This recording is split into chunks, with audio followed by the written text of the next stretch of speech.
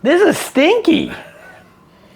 Ooh, this smells like, oh, this excites me. This is like you played 3 hours of basketball and you took off your sock and then you went to Wine Library's cheese department and got something that's really esoteric and like earthy, and you took a scoop of it, you put it in your stinky sock, you smashed it, you threw it against the wall, and then you went up to your wall and you smelled it.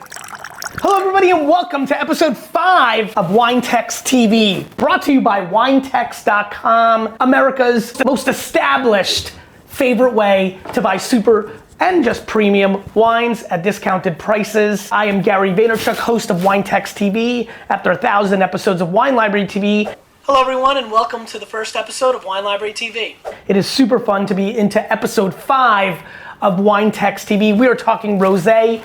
It's getting sunny outside. It was dark for an hour because we had the eclipse. Rosé, rosé, rosé, rosé has become a national obsession in America and has always been around parts of Europe and other parts of the world. And on this episode, we get into all those wines because we are now into the spring. We're just on the precipice of that kind of weather. All 4 of these, Brandon, that I'm looking at, premium rosés.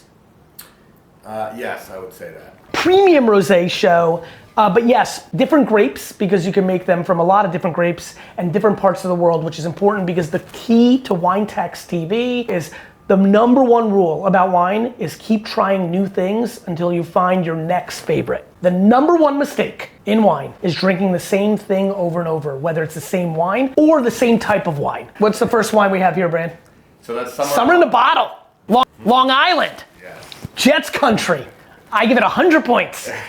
Summer in the Bottle, 2023 rosé, 12.4% alcohol. Suggested retail price $28, on average about $25. We sell it for $22, but you can find it for $19 to $35 depending on where you find it. On the sniffy sniff. I get a little bit of peaches, fuzzy peaches, which is always like better than non-fuzzy peaches. Kind of like, you know those yellow cherries? You know, the cherries that aren't red? Get a little bit of that, little flower.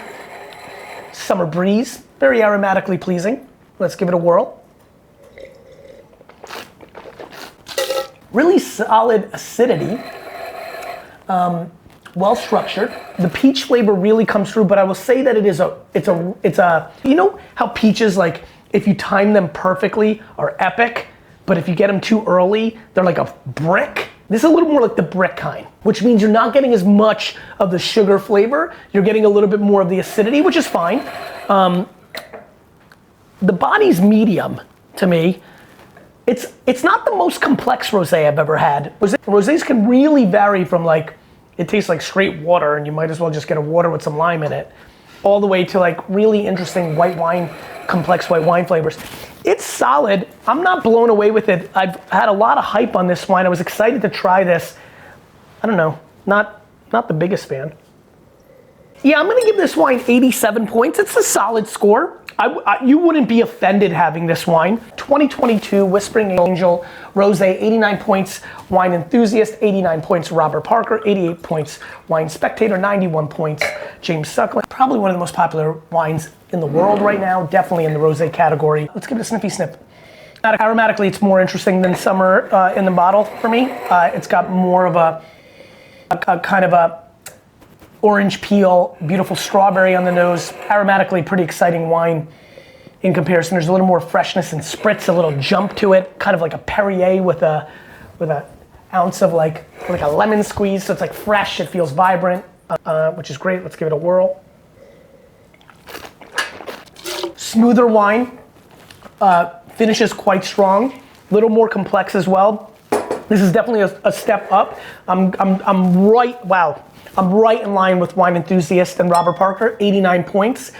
Doesn't have the complexity and the explosive deliciousness that I look for in some of my rosés, but I think all the critics are kind of in the same range and I'm right there as well. Usually, my palate tends to be a little bit different and sometimes I'm all over the place, but I'm in pocket here. I think it's an 89 point wine. Look, again, in a world where it's 17 on the low end at a store, at a discounter, at like a big outlet, or like some weird states where you can get a deal, this wine really much more is a $19 to $25 wine. And again, 80 or 90 or 100 on restaurant list, or like 20 bucks, 15 bucks a glass.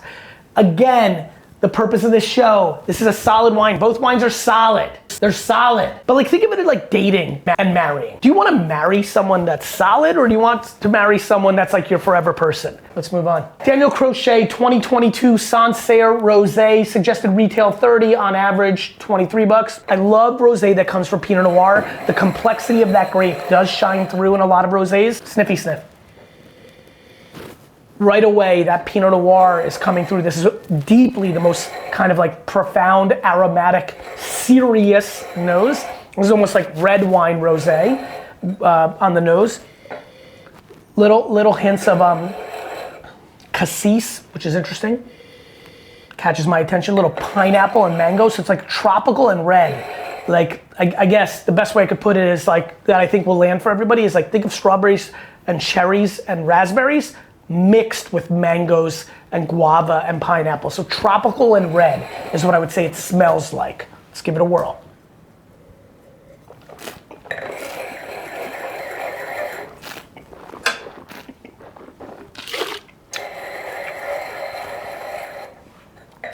You like this? This is good. This is my favorite of the bunch so far. Very complex, really good acidity. Sour watermelon on the mid palate. That might be confusing to you, but like, think of the water. So you know a piece of watermelon? You know how the top is sweeter, but as you get lower, it becomes like more watered down. You may think that's bad, but it's actually very complex and an interesting flavor. I get a little bit of that. White asparagus. So again, you're getting a little vegetal thing. It's not just a fruit thing. And if you know the difference between white asparagus and green asparagus, you start imagining what that brings to the table. And beautiful strawberries and cream. This is silky, this is elegant, this is complex, very well made. I'm a big fan of this wine. I'm gonna go 92 points on this rosé. Brilliant job, great job by Daniel Crochet. I like it a lot. Domaine La Suffrene, Bandol Rosé, Bandol being one of the great regions where Sancerre is made. This is made from Grenache, Cinsault, and Carignan. 92 points, wine enthusiast. $28 SRP, on average about $27, excuse me. Wine Library sells it for $18.99, which according to Wine Searcher is the best price in the country. Good job, you and Dad. Kudos to you guys. Congratulations. Way to have the best price. Here you can have mine. Let's do a little, let's call it friend sharing wine action. My turn. Let's give it a sniffy sniff. Stinky. This is stinky. Ooh, this smells like, oh, this excites me. This is like you played 3 hours of basketball and you took off your sock and then you went to Wine Library's cheese department and got something from Aaron or Josh that's really esoteric and like earthy, and you put that, you took a scoop of it, you put it in your stinky sock, you smashed it, you threw it against the wall, and then you went up to your wall and you smelled it. This is stinky. This smells like me and Joe Minikawa's freshman year dorm room in like the around this time when we play a lot of basketball and did no laundry, none. Zero laundry done. Had to wait till like I charmed some girl to like do it for me because I didn't know how to do laundry. Still really don't. This is stinky. You smell it? It's blue cheese stinky. Yeah. It's sock and blue cheese stinky. Let's give it a whirl.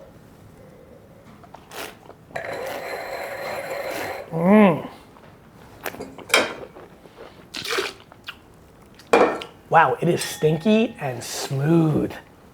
Holy crap, that's smooth. Wow, this is, so that sock with the blue cheese in it, when you ate it, it also was pure silk, like you bought the most expensive silk sheets. If Louis Vuitton put out silky, silky, silky sheets, that's how smooth this wine is. This is a really interesting wine. To begin with, I like stinky wines, but it does go away a little bit, and the cantaloupe and the kiwi, it's smooth, right? It's, you liked it, right? Look at his face, like you like it, right? Look, it is smooth. It is smooth. I'm gonna go 91 points on this wine. I like this wine a lot. I think this is a really well-structured rosé, very complex. And so it's gonna be, this is number one, this is number two, this is number three, four. That's the rankings of the show. Go to the Rosé show. We're answering some questions. Remember, everybody watching on Instagram and YouTube, ask your wine questions and you may be on the next show. Let's do that part of the show. What do you got? Why do you think wine gets such interest in terms of its flavor and depth and all that stuff, but not other drinks? Well, I think other drinks do. I think we've seen that explosion in bourbon and whiskey and tequila for that matter.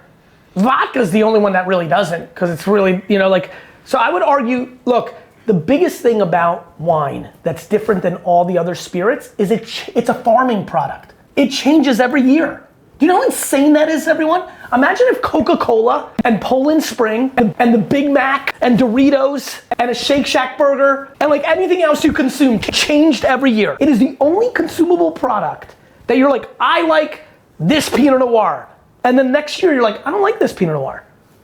Because it's a farm, it's the coolest, wine is one of the coolest things in the world. It's like a brand that changes every year. Have I run out of time? Ray is leaving. What's that? Ray is leaving. You were supposed to stop by and say hi. Ray Dalio. Oh, got it. And was I supposed to be done 5 minutes ago? Yes. Wonderful, I'll be there in 1 second. Well, he's leaving right now. Okay, should I go say bye? Yes, I will. Okay, I'll be right back. Sorry, Ray. Next question. Old-Fran from Brazil. I know that you have a special relationship with Insignia. How is it now that Napa cab wines are skyrocketing and a lot of people are more into balanced wines than over-the-top wines? Yeah, I mean, Insignia is a special wine to me. The 94 Insignia was one of my favorite wines of all time. 93 Insignia is one of the wines I bought so many cases. My dad was borderline scared and I sold it all. That wine we were selling for $39.99. That wine's like, how much now, Brandon? Over 300. It's over $300 a bottle. So, my career was built on underpriced attention.